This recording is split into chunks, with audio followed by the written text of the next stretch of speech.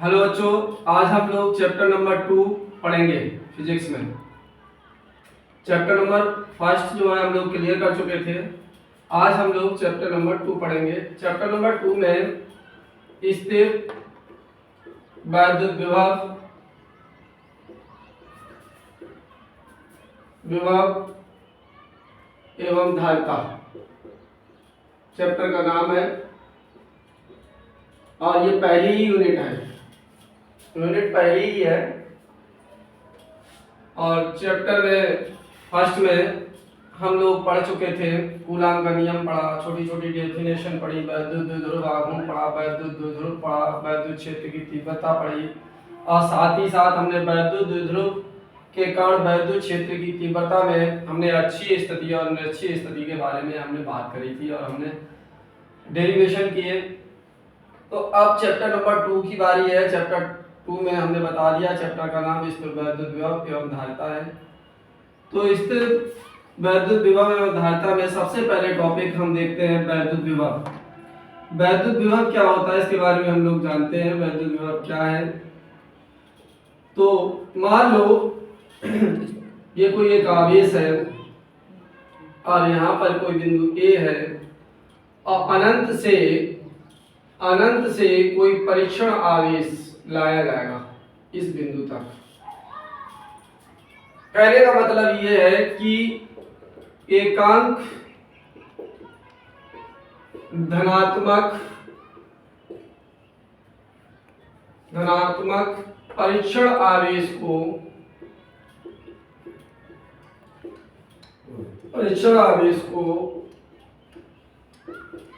अनंत से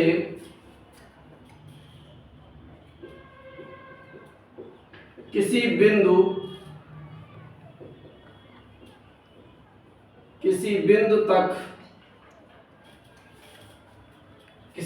तक लाने में किए गए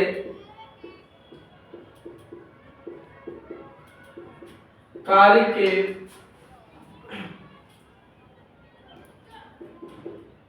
परिमाण को वैद्युत विभव कहते हैं। वैद्युत विभव कहते हैं। वैद्युत विभव कहते हैं।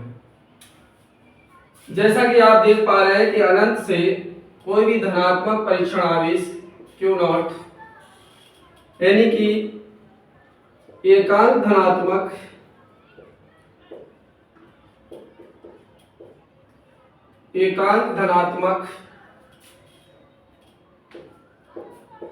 परीक्षण आवेश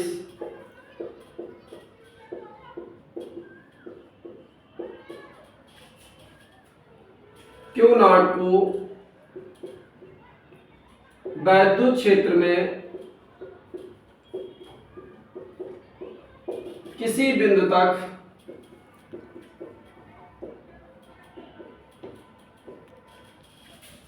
लाने में किया गया कार्य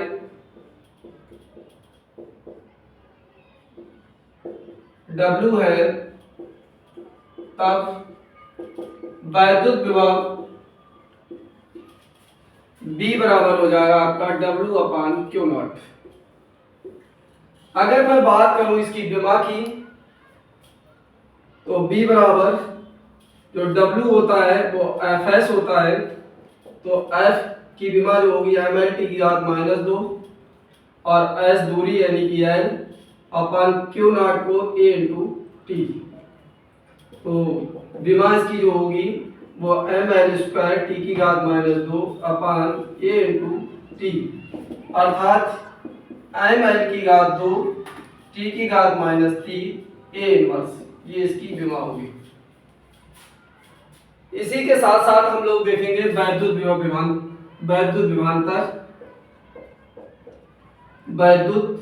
विभवांतर।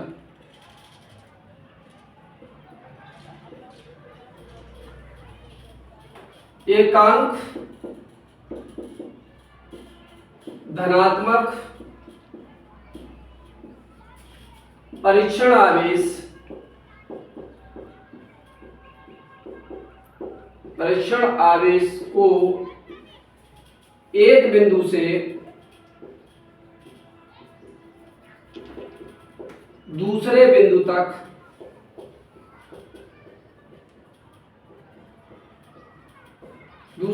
तक लाने में किए गए कार्य को वैद्युत विभवांतर कहते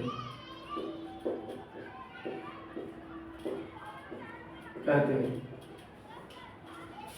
जैसे एक आवेश यहाँ है, ये कोई बिंदु B है और ये बिंदु कोई Q है, यहां से यहां तक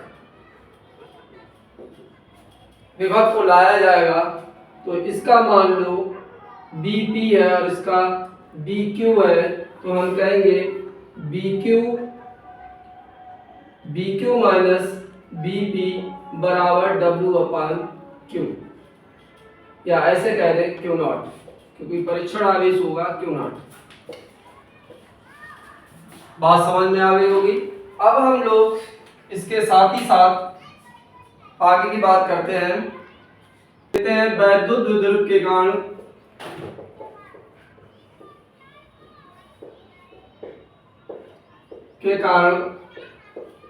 वैद्युत विभव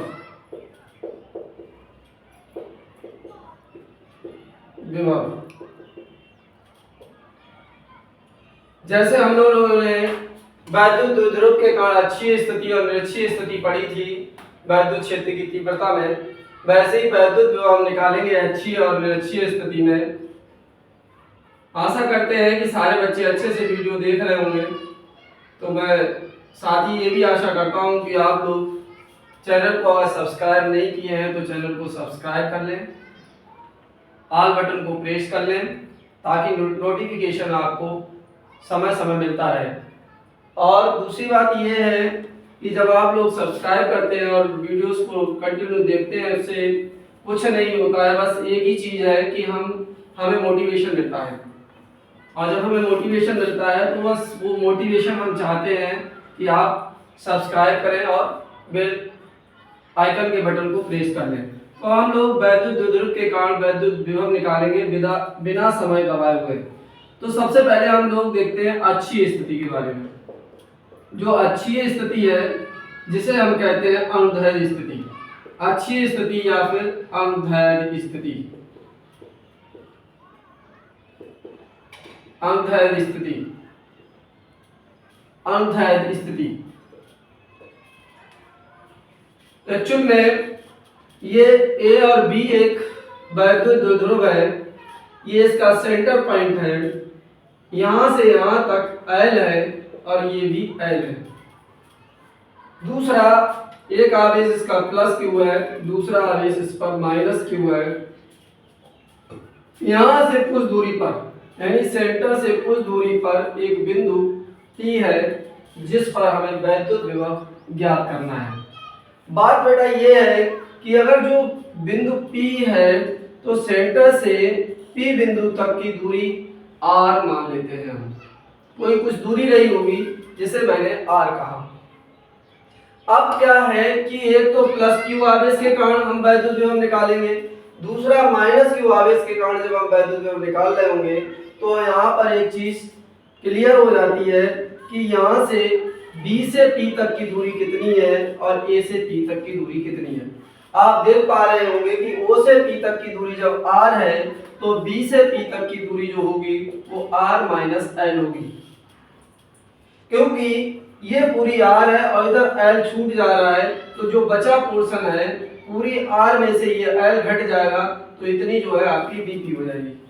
बात क्लियर। उसके बाद अगर मैं A से P तक की दूरी की बात करूं तो A से P तक की जो दूरी होगी, इधर L है और ये R है, तो L को R में और जोड़ देंगे तो AP की डिस्टेंस हो जाएगी।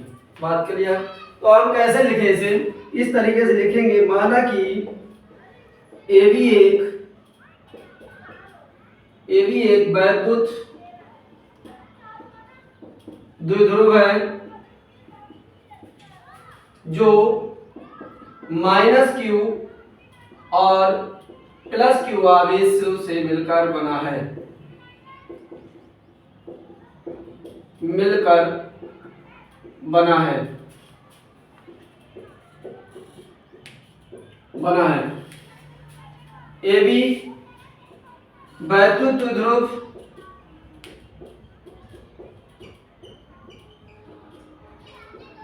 ए बी के बीच के या ए बी के मध्य की दूरी,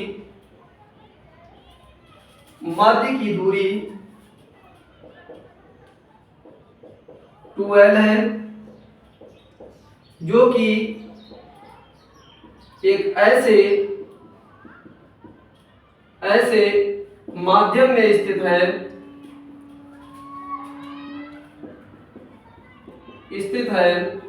जिसका परावैद्युतांक,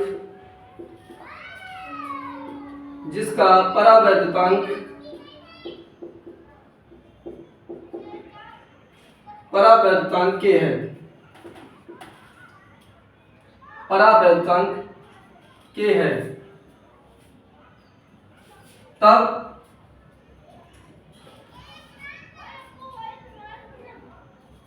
द्विध्रुव के मध्य बिंदु O से R दूरी पर एक बिंदु P है, जिस पर हमें अक्षीय स्थिति के कारण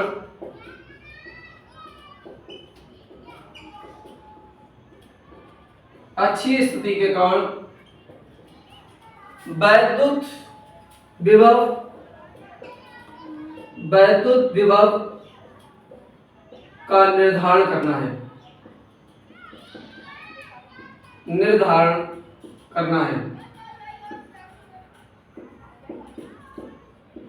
ठीक है, यहां तक बात समझ में आ गई होगी। अब बात यह है, प्लस क्यू आवेश के कारण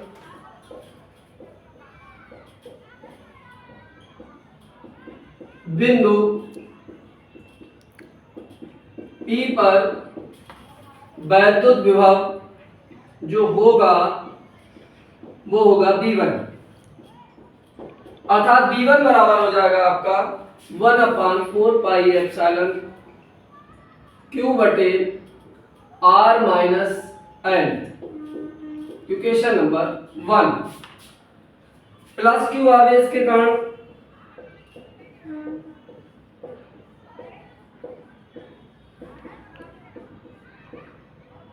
बिंदु, सॉरी यहाँ माइनस, प्लस तो हमने कर लिया, माइनस क्यू आवेश के कारण बिंदु P पर वैद्युत विभव जो होगा वो होगा V2,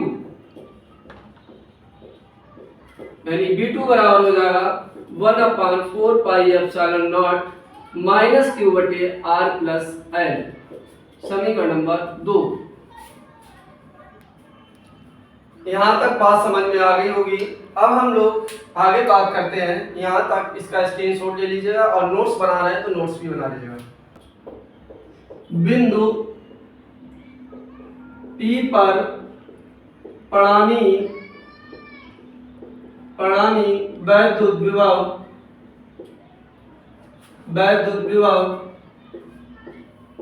V बराबर V1 प्लस V2 होगा। अब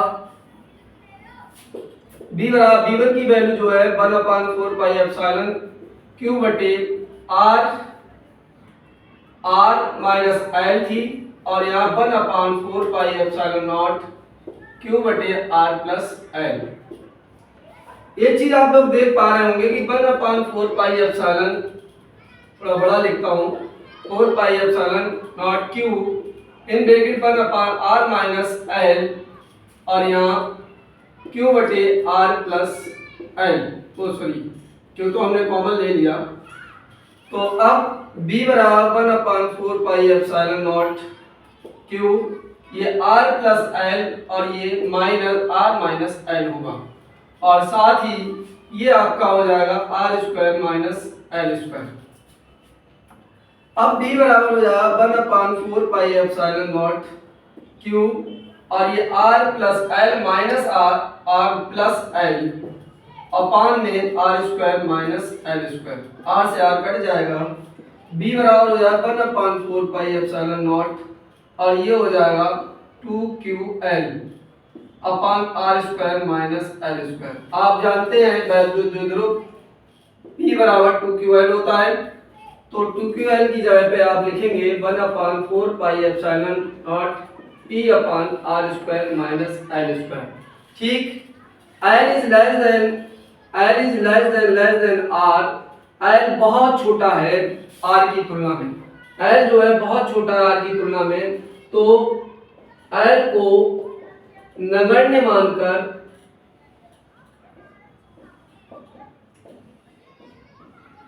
छोड़ देते हैं।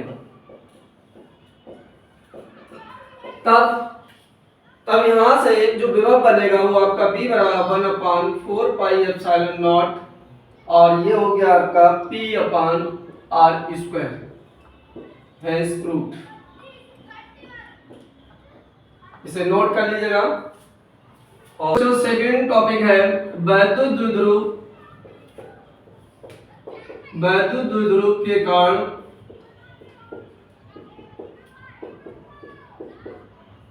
वैद्युत विभव में हमने अच्छी स्थिति पढ़ी, और दूसरा जो होगा वो हम देख रहे हैं निरक्षीय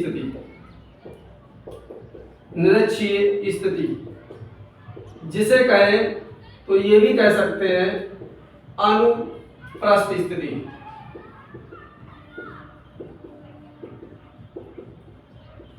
अनुप्रस्थ स्थिति, तो बेटा देखो ये वैद्युत द्विध्रुव है और ये इसका सेंटर है, ये बिंदु P है जहां पर हमें वैद्युत विभव ज्ञात करना है। तो O से P तक की दूरी जो R है, और सेंटर से यहां तक की दूरी L, और ये दूरी L यानी 2L होती है।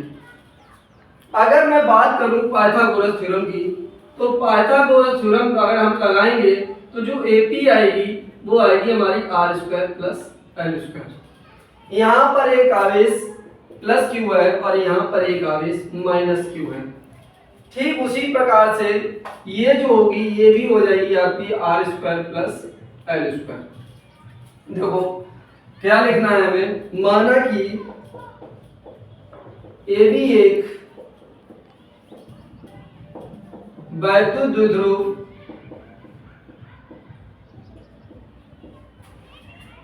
है जो माइनस क्यू और प्लस क्यू आवेशों से मिलकर बना है,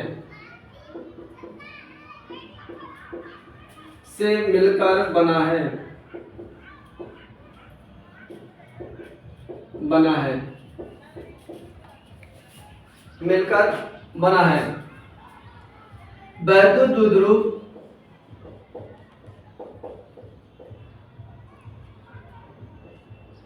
की लंबाई 2L है, जो ऐसे माध्यम में स्थित है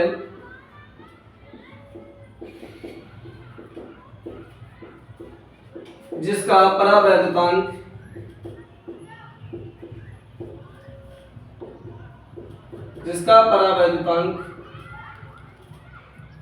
K है। परावैद्युतांक क्या है? K है। तब O से बिंदु वैद्युत द्विध्रुव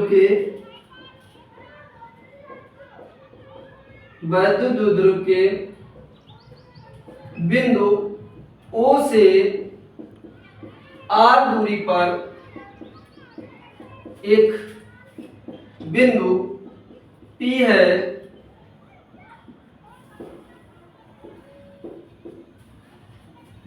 है, जिस पर हमें निरक्षीय स्थिति के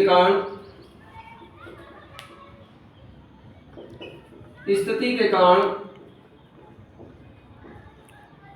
के कारण वैद्युत विभव का निर्धारण करना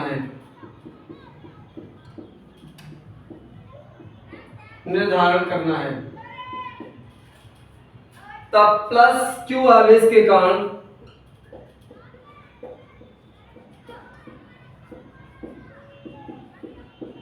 बिंदु P पर वैद्युत विभव V1 बराबर 1/4 पाई एप्सिलॉन क्यू बटे जो आपकी डिस्टेंस है वो है r² plus l²। Equation number 1। ठीक इसी प्रकार माइनस क्यू आवेश के कारण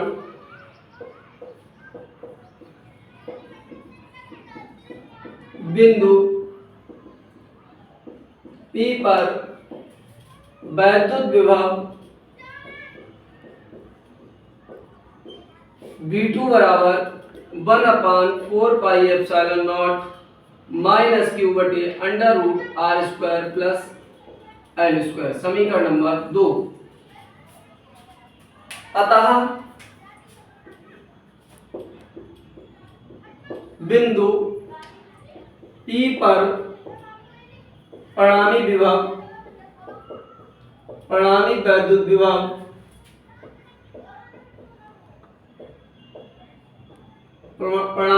विभव जो होगा वो V बराबर होगा V1 प्लस V2।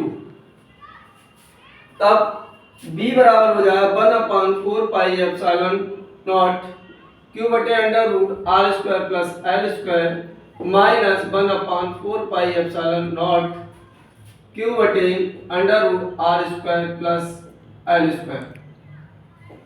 आप देख पा रहे होंगे एक प्लस है एक माइनस है, खानदान खत्म। B बराबर 0 हेंस प्रूव्ड। जो निश्चयी स्थिति के कारण जो वैद्युत विभव कैलकुलेट होके आएगा वो आपका आया है 0। इस तरीके से हम लोगों ने आज अच्छी स्थिति, निश्चयी स्थिति, वैद्युत विभव, वैद्युत विभवांतर के बारे में बात करी। नेक्स्ट टॉपिक में हम लोग इससे आगे की बात करेंगे, जैसे कि समविभव पृष्ठ। तो समविभव पृष्ठ पढ़ेंगे, फिर गोलीय संधारित्र की धारिता वगैरह पढ़ेंगे, धारिता के बारे में जानेंगे, फिर धारिता समांतर प्लेट संधारित्र, ये सब चीजें आगे हम लोग कंटिन्यू पढ़ते रहेंगे। तो आज के लिए इतना ही बच्चों, थैंक्स।